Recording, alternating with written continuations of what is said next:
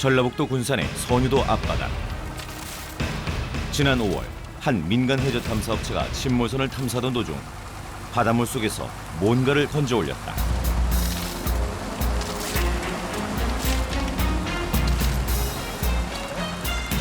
서해의 바닷물과 함께 나온 것은 정체를 알 수 없는 옛날 동전이다.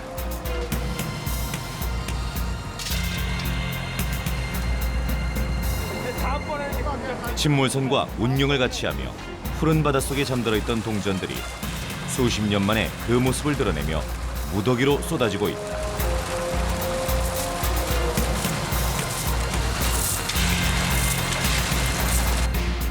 깊은 바닷속에서 오랜 침묵을 깨고 세상 밖으로 나온 동전들.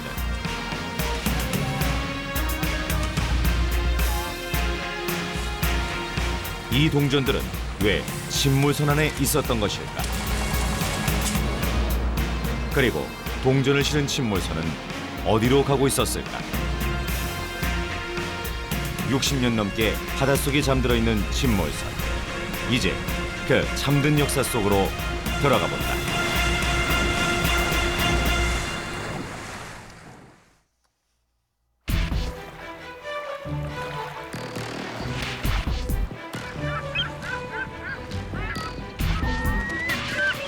지난 4월 24일 250톤급 탐사선인 타메오가 해저 탐사를 위한 첫 출항을 기다리고 있다. 이번 탐사에는 100일간 30여 명의 인원이 투입될 계획이다. 본격적인 탐사가 시작되면 모든 생활은 배에서 한다. 탐사선은 곧 집이자 베이스 캠프다. 그래서 배에 오르기 전 챙겨야 할 물건도 많은데 거기에는 각종 탐사 장비들도 한몫한다.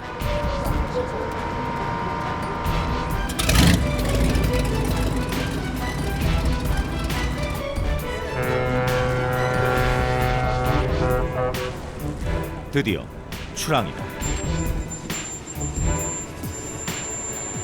침몰선이 있다고 추정되는 곳은 군산항에서도 50km 떨어진 고군산 열도의 한가운데 위치한 선유도.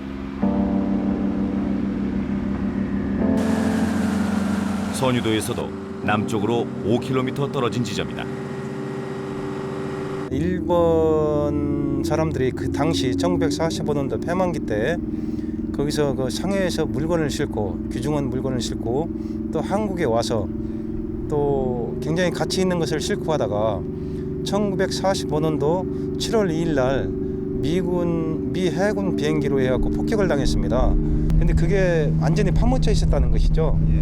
그러다가 지금 새만금 그 신시도 관문이 바닷물에 올라갔다가 다시 내려갈 때 그게 파묻혀 있던 것이 일부는 약 선수에서 25m가 30 내지 40cm가 지금 나와 있습니다. 항만청으로부터 내장물 발굴 사업 승인을 받고 시작한 100일간의 해저 탐사.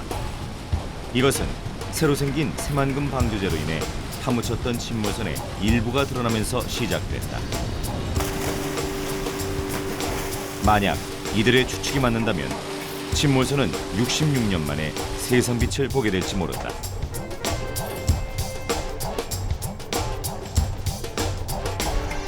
바로 여기가 이들이 찾아낸 침몰 지점이다. 군산항을 떠난 지 2시간 만에 탐사선은 최종 목적지에 도착했다.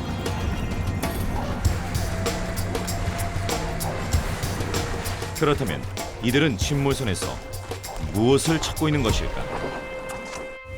저희들이 지금 정확하게 알기로는 중국 상해에서 출발을 했고요. 장항 제론소, 장항항에 입항을 해가지고 거기서 각종 금괴 같은 것을 싣고 가다가 7월 2일 날 폭격 맞은 걸로 알고 있습니다. 그들이 찾는 것은 금이다. 정확한 지점에 탐사선을 정박시키자 곧바로 탐사 장비 설치 작업이 시작됐다. 가장 중요한 것 중 하나는 잠수 장비. 잠수사들은 생명줄인 산소 호스와 각종 장비를 최종 점검한다. 서해안 해저 탐사에서 가장 힘든 일은 선체를 덮고 있는 갯벌을 제거하는 일. 그래서 이번 탐사는 특별히 갯벌 제거를 위한 특수 장비가 동원됐다. 꼭 챙겨야 할 장비 중 하나는 통신 장비. 이 장비로 바다와 수신하며 안전 상태를 점검한다.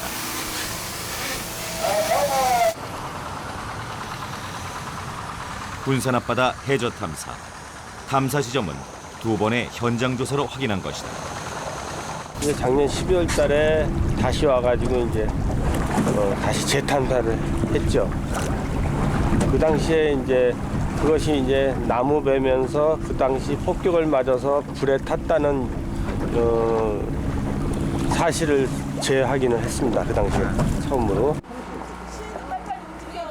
본격적인 탐사에 앞서 고사상이 차려졌다. 첨단 장비를 구비한 탐사선이지만 날씨와 조류의 영향이 절대적인 해저 탐사인지라 을에 바다로 나갈 때 하는 고사란 전통 의식을 따르기로 한 것이다.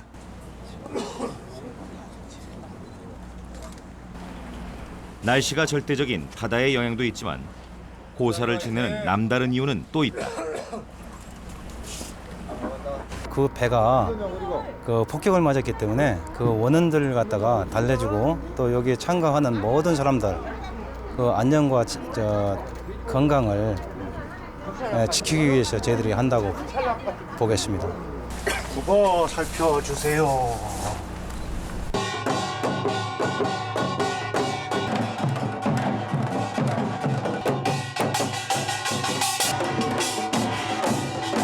이곳 선유도 앞바다에서 100일간 진행될 침몰선 발굴 작업. 무사 기원을 바라는 고사는 늦은 밤까지 이어졌다.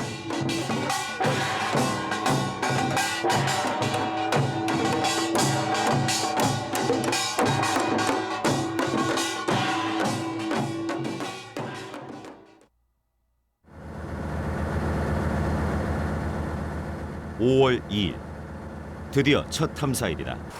간만에 탐사하기에 좋은 날씨다. 잠수사들은 통신 장비가 달린 마스크를 착용해 안전을 확인한다. 물속에서 CCTV 역할을 하는 이 줄은 생명줄이나 다름없다. 지금 육상에서는 소리가 너무 커.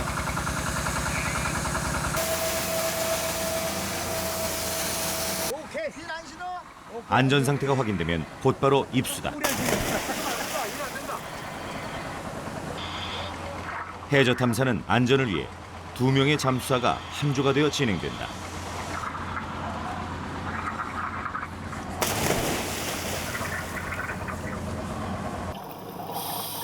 수심 18m의 깊은 바닷속. 서해 바다는 한 치 앞을 분간할 수 없을 정도로 시야가 좋지 않다. 수심 18m에서 잠수사가 견딜 수 있는 시간은 30분 남짓이다. 그것도 하루 6명의 잠수사가 교대로 한다. 이들은 대부분 20-30년간 바다에서 잔뼈가 굵은 UDT 출신들이다.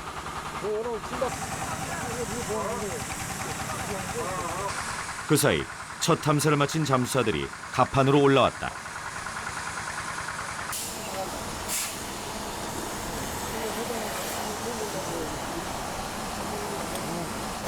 배는 확인하셨어요? 아, 배는 확인하는데 시야가 전혀 안 나와갖고 시야 자체가 안 나와요. 수년간 준비해온 침몰선 발굴 작업. 그들은 왜 이 침몰선에 매달려 온 것일까? 금이나 은 더 중요한 귀중품이 배에 많이 실려져 있을 거라고 저희들은 판단됩니다. 놀랍게도 이 마을에는 66년 전 그 배가 침몰하던 현장을 목격한 사람이 2명이나 생존해 있다. 안녕하십니까. 먼저 이곳 선유도에서 나고 자랐다는 할아버지 댁을 찾아 나섰다. 올해 92세의 남기순홍. 고령의 나이지만 아직도 그날을 생생하게 기억하고 있다. 침몰된 거? 예. 거시 저 금태 침몰된 거? 예. 아이고 그것이 어느 때라고. 저 산 끝에서 조금 나오더라고. 나오는데 비행기가 이렇게 와가지고서는 두 대도만. 첫 번째 하나 때리고 그 다음에 때리고. 그래가지고 거기가 불바다에 돼버린 게 돼가지고는 이게 저리가 떠내려갔거든. 떠내려갔는데 또 내려가고 밤에 말이야 이 남풍이 불었단 말이야. 그러니까 그냥 이 바닥이 말이야 전부 불바다 돼버렸어. 그리고 66년 전 저 바다에서 일어난 일을 또렷하게 기억하는 목격자는 또 있다. 저 셋째가서 비행기 소리가 오르르르 나더라고. 근데 비행기 소리 막 나자마자 조금 했으면서 꽝 소리가 나. 그러니까 그 비행기가 와서는 거기다 그냥 세리버려서 배에다 한 방에 그냥 맞아버리더만. 그냥 불이 확 붙었네 이제. 붙어가지고 그쪽에 뭐냐면은 물이 이 썰물이 거운 대하썰물이야. 얼마 아니면 이제 뒷물로 올라올 판이야. 고구산 쪽으로. 그런 데인데 불 붙어갖고는 이제 많이 그러자 여러 정도 이제 해가 졌지. 근데 나는 이제 그날 작은 아버지 기일이라 거기서 왔다가 그러니까 작은 집이가 그 조그마한 산 하나 넘어가 있어 이쪽가. 나는 이쪽에서 살고. 그 여기 산에서 이제 이거 보면은 다 보이지. 그 배가 불타서 떠오는지. 훤해 그냥. 침몰선이 격침되던 그 해는 1945년. 일본은 전쟁 막바지였다. 1945년 3월 동경 대공습이 감행됐다. 도시는 순식간에 불바다가 되고 모든 기간 산업이 파괴됐다. 식량 공급마저 중단돼 기아 상태에 처참한 생활을 했던 시기였다. 그리고 1945년 4월 1일 미군이 오키나와에 상륙하면서 일본 본토에 대한 전면적인 공격이 가능해졌다. 같은 해 5월 독일군이 연합군에 항복하자 전세는 점점 불리해졌고 일본은 그야말로 폐색이 짙어져 갔다.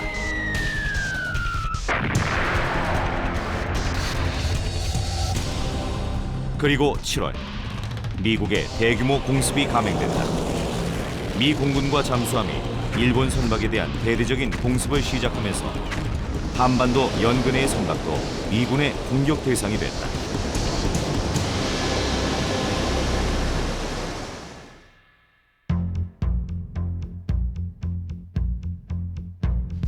태평양 전쟁 당시 격침된 일본의 모든 선박을 기록한 태평양 전쟁 침몰함선 유체 조사 대감에 의하면 조선 연안에서 격침된 배는 지금껏 밝혀진 것만 215척에 이른다고 기록돼 있다.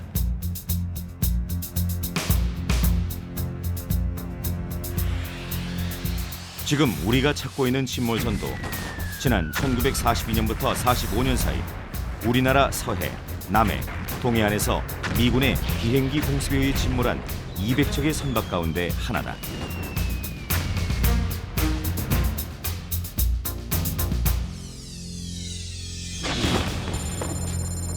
때는 광복을 한 달 앞둔 1945년 7월 2일.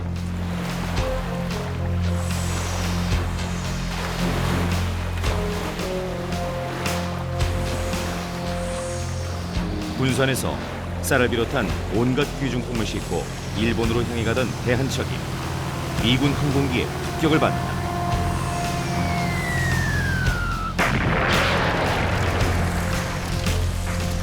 폭격을 받은 배는 순식간에 불바다가 되고 실려있던 물건들은 불에 타거나 바다로 떠내려갔다. 그렇게 바다를 붉게 물들인 배 한 척은 12시간이 넘게 타고서야 바닷속으로 가라앉았다.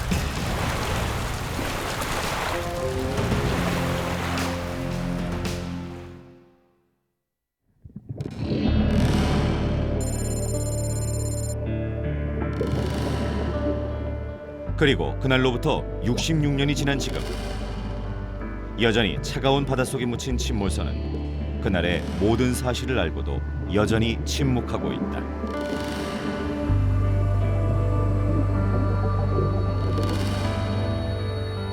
(1945년 7월 2일) 이 배에는 무슨 일이 있었던 걸까? 침몰선은 과연 그날의 진실을 알려줄 것인가?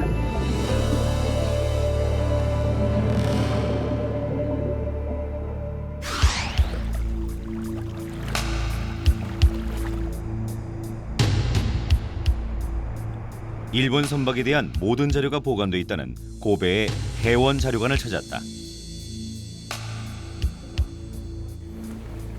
이 자료관의 담당자인 오이타 씨는 조심스럽게 낡은 책 한 권을 갖고 왔다. 이 책에는 군산 앞바다에서 발견된 침몰선과 격침 위치가 비슷한 한 척의 배에 대한 기록이 남아 있었다. 7월 2일 격침된 배는 모두 4척. 그중 하나인 것이다. これは日本国の、当時の厚生省が作った資料です。でこれを見たらここに第10二島丸で35度43分126度23分イーストね。でこれは航空機飛行機ね。で沈没までこれで分かった。ここが荷物を入れるとこ。 그날 격침된 배의 이름은 다이주 후타 시마마루. 수많은 배들 가운데 어떤 모습이었을까? 이름만 확인했을 뿐 그날 격침된 배의 모습은 찾을 수 없었다.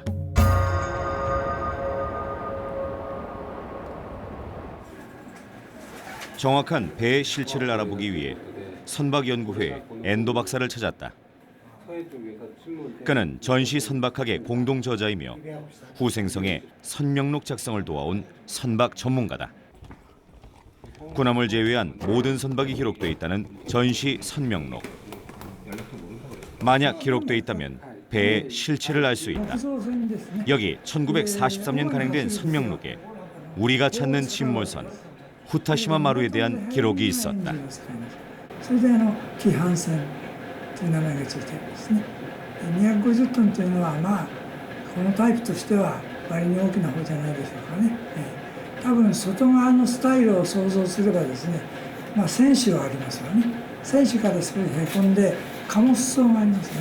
貨物層が一つですね。 그는 60년도 더 지난 배의 모습을 마치 어제 본 듯 그려나가기 시작했다. 1939년에 건조됐다는 후타시마 마루의 화물칸과 돛대의 위치까지 정확하게 그대로 복원시켜놨다.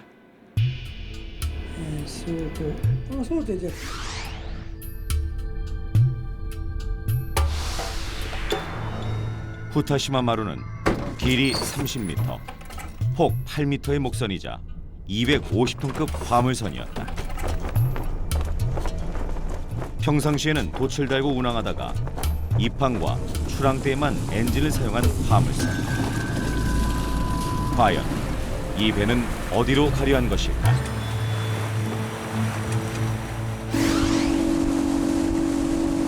군산 앞바다의 침몰선이 일본에서 확인한 그 배가 맞는지 알기 위해 사이드 스캔 소나라는 첨단 장비로 확인해 보기로 했다.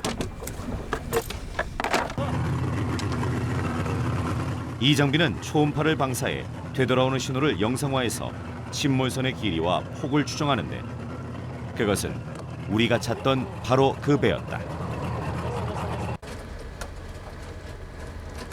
현재 요 한미서부터 현재 요 부분까지 27m고요. 그 나머지 구간까지 합치면 약 한 30에서 35m 정도의 침선인 걸 확인했습니다. 그래서 대략 이 정도 높이가 한 4m 높이에 폭이 한 5m, 7m 정도 되는 것에 지금 현재 길이가 30여 m 되기 때문에 한 200에서 250톤급이라고 톤급의 이제 배라고 추정을 할 수가 있습니다.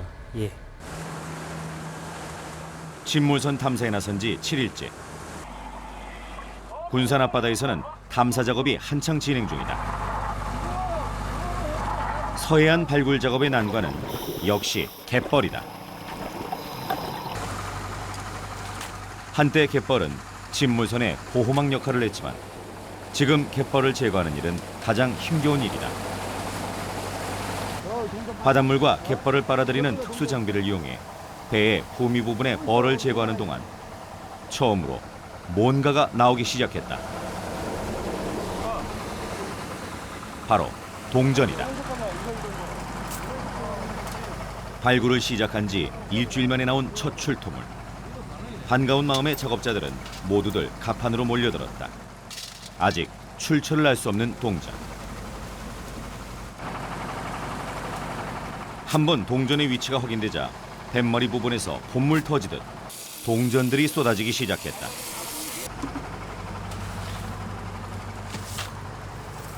이번에 건져 올린 것도 그 절반이 동전이다.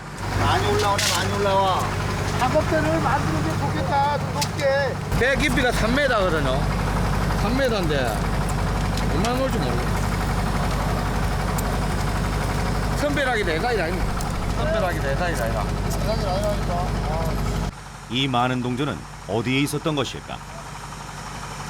제가 작업한 데는 그 선수의 앵칼 위치 부분인데 거기에 이렇게 나무 상자 박스가 이렇게 겹겹이 있는데 거기에 동전이 막 그냥 겹겹이 쌓여 있어요. 어마어마하게 있어요.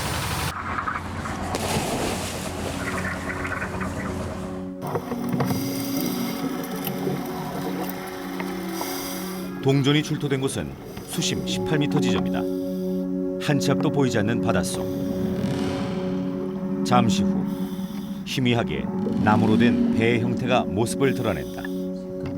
66년간 바다에 파묻혀 있었다는 그 침몰선이다.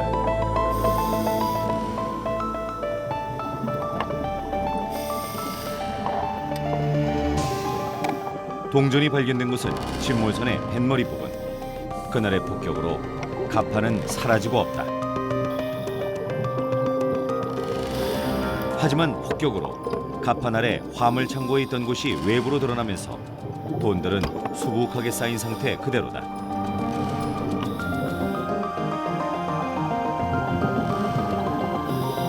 세월의 흐름도 비껴가며 침몰된 배와 운명을 같이 했던 동전들은 드디어 66년 만에 세상 빛을 보게 됐다. 군산 앞바다 수심 18m 지점. 여기서 작업할 수 있는 시간은 30분 남짓. 그나마 경험이 풍부한 잠수사들이라 가능한 일이다. 이제 지상으로 올라갈 시간이다. 이 관을 통해 수심 18m 깊은 바닷속의 출토물들은 세상 밖으로 나오고 있었다.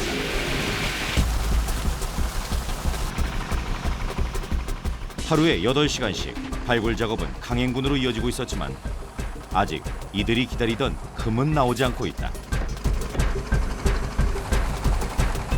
하지만 시간이 지날수록 바닷속에서 건져 올리는 주화의 양은 점점 늘어만 간다.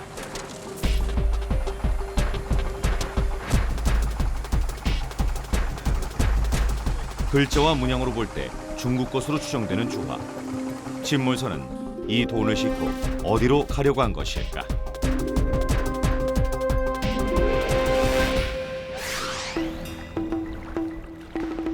동전의 출처를 알기 위해 찾은 곳은 중국의 모든 화폐가 전시 중인 상해 박물관. 그 중에는 금화 하나에 1억 원을 호가는 고가품도 있다.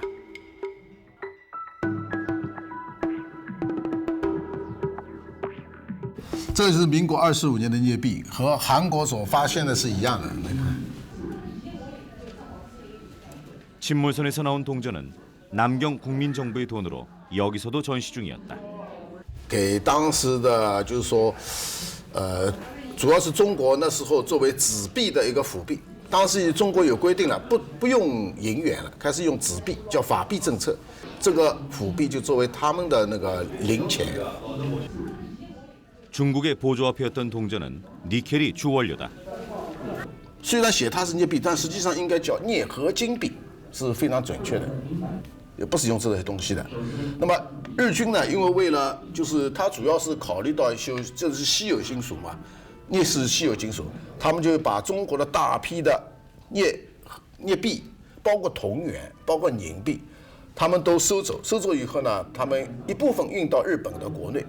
一部分呢，他们就运到了朝鲜，主要是嘛现在的朝鲜军队就北部地区比较多。 상해 골동품 거리에서는 아직도 그 당시 화폐들이 거래되고 있다. 보조화폐, 즉 잔돈에 불과했지만 희소 금속이란 이유로 일본으로, 조선으로 가져갔다는 니켈 화폐들. 침몰선에서 나온 것도 역시 같은 종류였다. 하지만 지금도 홍콩에서 유통되는 데다 발행량도 많아 희소성은 낮다. 그렇다면 66년간 바닷속에 묻혀있던 돈의 상태는 어떨까? 这个是按民国31年的镍币，是按照现在说起来是1942年发行的法定货币。那经过呢几十年了，掉在海里面以后呢，腐蚀了，腐蚀成了就是成了上面有坑坑洼洼，差不多4个，所以100块。特价还好，太贵了我。这个几万、几十万。 남경 국민정부 시대 니켈 화폐를 주저한 곳은 여기 상해 조폐창이다. 그리고 일본이 상해를 점령하기 전인 1937년까지 여기서 만들어졌다.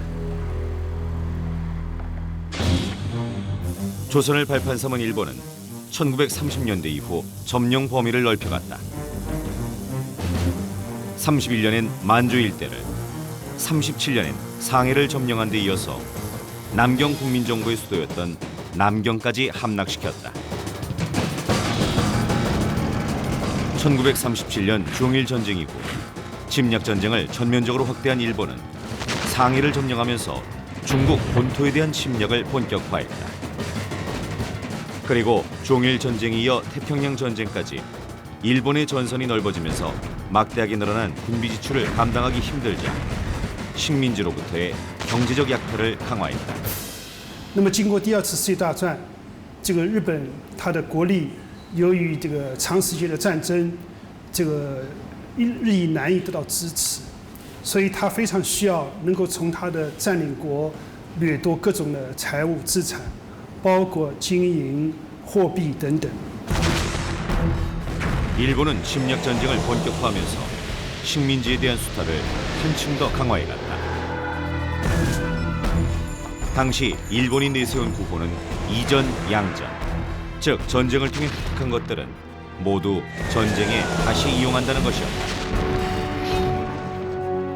식민지의 식량, 귀금속은 물론 은행까지 모두 약탈의 대상이었고 약탈은 갈수록 잔혹해져 갔다. 尤其像南京，它占领上海，占领它所有的造币厂，像上海的造币厂、上海的银行、各家银行，不管是公家的还是私人的，只要在日军占领区里面的，它全部给你拿走。1941年太平洋战争爆发以后，它那个日军占领了上海的租界，租界里面所有银行的，凡是有镍币的、有银币的，它全部拿走。 발굴 작업 30일째. 기다리던 금은 나오지 않고 동전만 계속 출토되고 있다. 중국 주화가 우리 바다에서 이렇게 많이 출토되기는 처음 있는 일이다.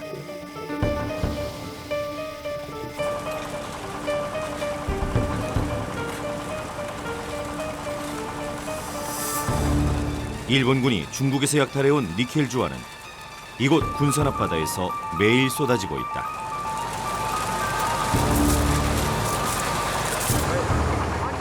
그런데 갑자기 갑판 위가 소란스러워진다. 그것은 사람의 유골이었다.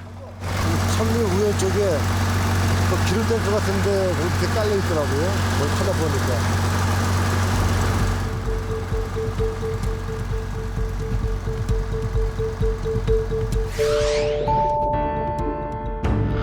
선체에서 유골이 발견된 곳은 원래 기름 탱크가 있던 자리.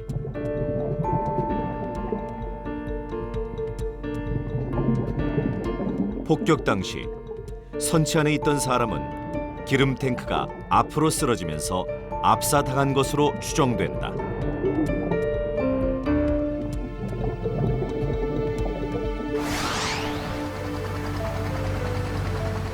침몰선과 운명을 같이 한 이 사람은 과연 누구일까? 66년 만에 차가운 바닷속에서 세상 밖으로 나온 그 사람을 찾아 나섰다.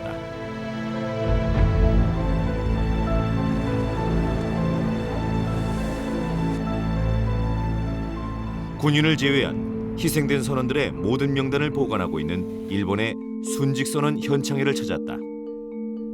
일본 측 자료에 따르면 전쟁 중 침몰된 일본 선박은 총 7,200척, 파악된 배는 2,300여 척에 불과하다. 침몰선인 다이주 후타시마마루는 1945년 8월 말소 기록이 남아 있었다. 그렇다면 6만 명의 희생자 명단에 그 사람의 이름도 있을까? 見る限りたくさんのいずれにしてもうちにある名簿については戦没した船に乗っていて死んでしまった人たちの慰霊をここやってたからですね。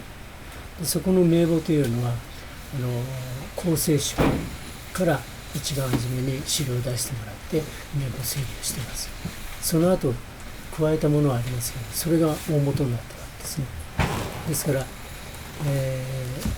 沈んでしまった船、その中で、亡くなった船員の人たちが判明しているものについてはここに全部あるわけです。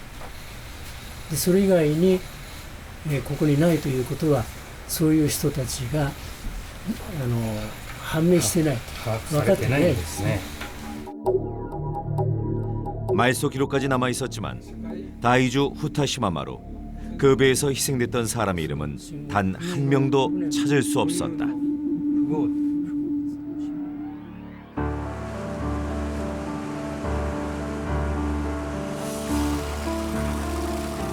발굴 작업 2달째. 그 사이에도 니켈 화폐는 계속 쏟아져 나오고 있다.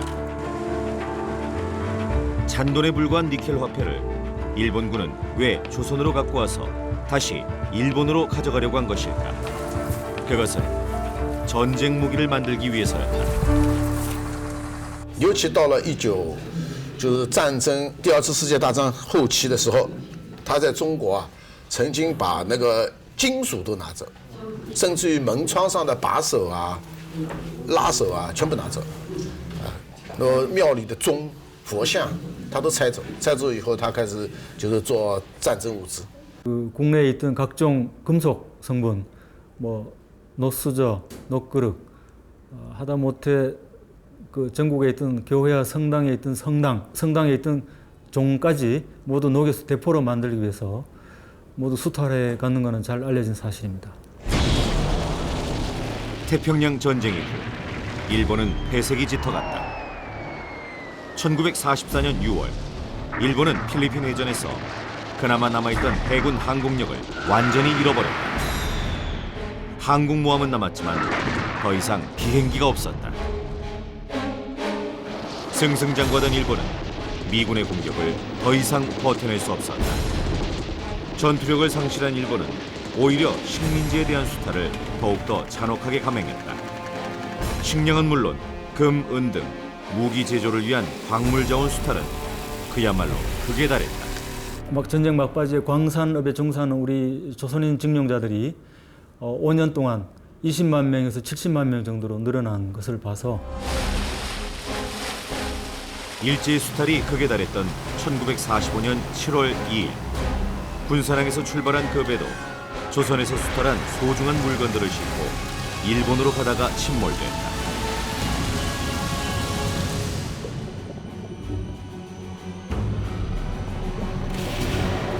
조선 땅에 모든 걸 가져가는 배들을 보면서 조선 백성들은 침몰된 그 배 안에 가장 값나가는 물건인 금이 실려 있다고 생각한 것은 아니었을까?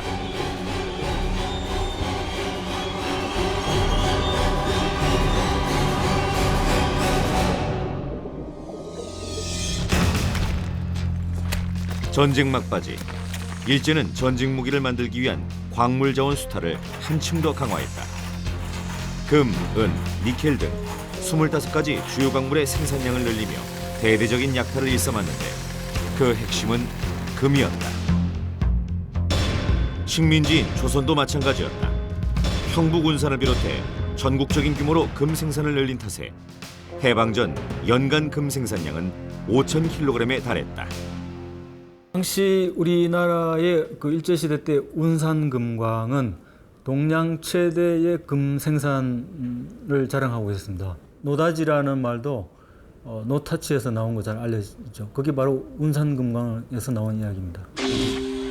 그리고 그해 8월 15일 그토록 기다리던 광복의 그날이 왔다. 온 국민이 태극기를 흔들며 거리로 뛰쳐나가 조국의 해방을 기뻐하던 그 순간 당연히 금을 보관하고 있어야 할 조선은행의 금고는 텅 비어 있었다.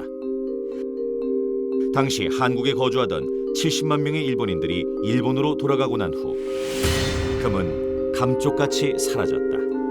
한 해 최대 생산량이 5,000kg에 달하던 그 많던 조선의 금은 어디로 사라져버린 것일까?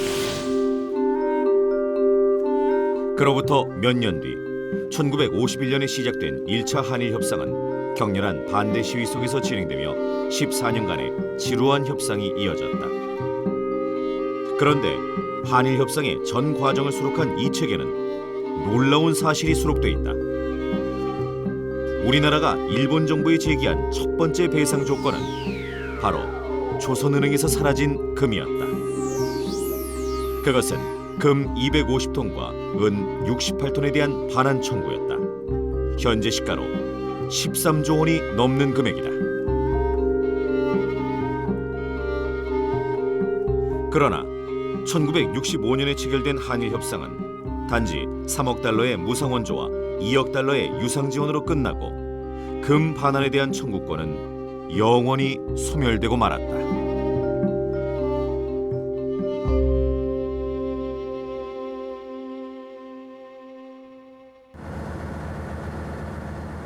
(7월 24일) 발굴 작업을 시작한 지 이제 석 달째. 이들이 그토록 찾고자 하는 금은 아직 나오지 않고 있다.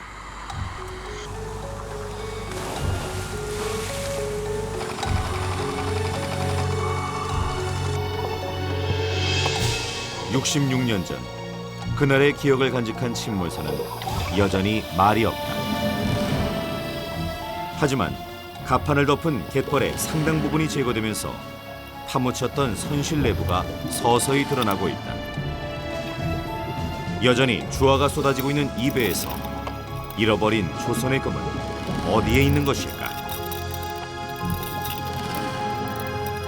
실제 어느 누구라고 하더라도 돈을 가지고 배 위에다가 싣고 한다는 것은 있을 수 없죠. 그렇기 때문에 저희들은 이게 금이나 은 더 중요한 귀중품이 배에 많이 실려져 있을 거라고 저희들은 판단됩니다. 동행 취재 석 달째. 이제 발굴 작업도 막바지에 이르렀다. 갑판에 가득했던 중국 주화. 그러나 막상 선실 안으로 들어갔을 때 화물칸은 텅 비어 있었다.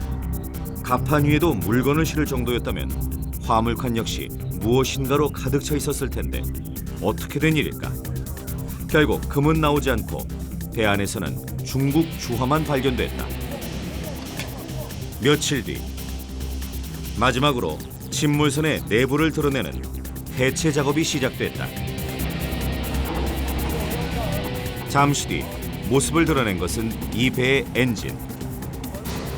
무게도 무게지만 그 자체가 세월의 흔적을 담고 있다. 66년 만에 세상 밖으로 나온 엔진은 작은 선박에 쓰이던 야키다마 엔진.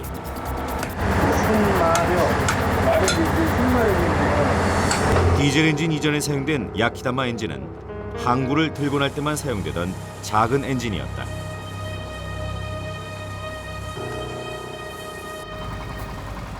아직도 선체에 남아있던 중국 주화가 계속 나오고 있다.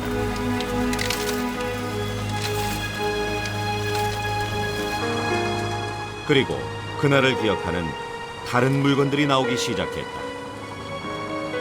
불에 타 검게 그을린 나무 조각들. 이것들은 폭격에 맞아 불에 탄 66년 전의 그날을 생생하게 보여주고 있다. 포탄에 맞고 파편처럼 날아가 갑판에 박혀버린 동전들.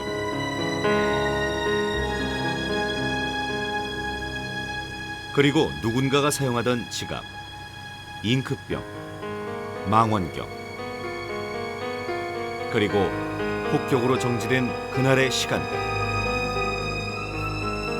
석 달간의 발굴 작업 동안 수거된 동전의 양은 상당했다. 15kg씩 무게를 달아보니 이날까지 수거한 동전은 어림잡아 약 5톤으로 100만 개가 훨씬 넘는 양이었다. 이제 배 안의 창고에는 더 이상 동전을 보관할 장소가 없게 됐다. 북해해양부 군산지방항망청 그쪽으로 지금 입고시키러 갑니다.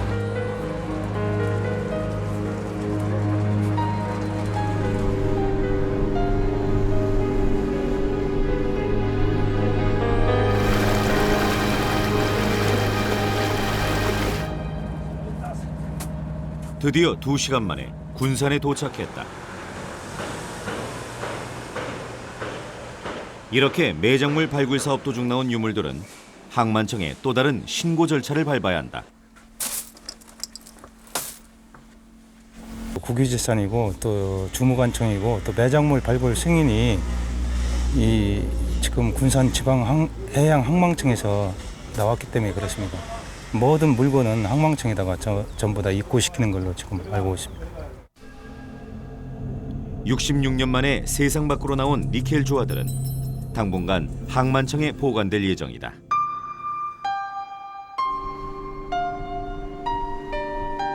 뜨거운 여름, 또 한 번의 8월이 오고 있다. 탐사선 위에서는 이름도 없이 침몰선과 함께 파묻힌 그들을 위한 제사 준비가 한창이다. 제사를 지내는 것으로 이제 100일간의 발굴 작업도 끝난다. 하지만 그 이후의 발굴 작업에서도 금은 여전히 나오지 않았다. 침몰선에 파묻혀 차가운 바닷속에서 66년 만에 세상 밖으로 나온 그들을 위로하는 자리. 좋은 곳으로 가시기를 바랍니다. 당신들을 위해서 저희들이 묵념을 하겠습니다. 다 같이 묵념. 누구였을까? 일제에 강제로 동원된 조선의 청년이었을까? 아니면 부모 형제, 자식을 위해 위험한 전쟁터에 나선 일본의 젊은이였을까? 잊혀진 건 그들뿐만이 아니었다. 파묻힌 건 침몰선 다이주 후타시마 마루만이 아니었다. 기억의 파편처럼 우리가 잊은 억압과 수탈의 그날들, 그리고 기뻐하던 해방의 그날. 66년 만에 떠오른 한 척의 침몰선은 잠든 우리의 역사를 깨우고 있다.